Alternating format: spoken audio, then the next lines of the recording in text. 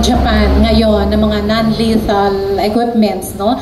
This is really a prelude or in pursuance of the reciprocal access agreement na gustong buuin ng Japan at ng Philippines, no? There has to be a law, no?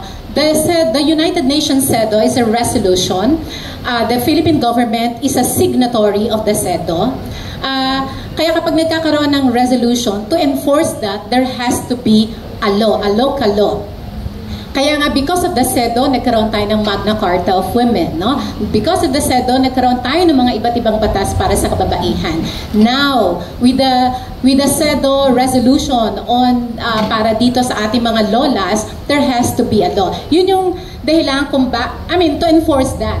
Yun yung dahilan kung bakit we're pinning our hope sa ating Congress. Because once the Congress has made a law, kaugnay ng CEDAW resolution, gumawa siya ng batas para magkaroon ng War Reparation Fund, gumawa siya ng batas para sa inclusion, no, sa curriculum, gumawa ng batas para sa rehabilitation ng mga lola at ng batas para doon sa memorial ng mga lola.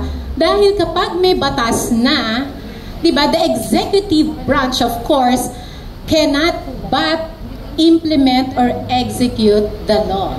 And that's the reason why tinatawagan natin ang ating kongreso, ang ating mga senador, ang ating mga congressman na gawin niyo yung trabaho niyo para sa mga lola. 80 taon na ang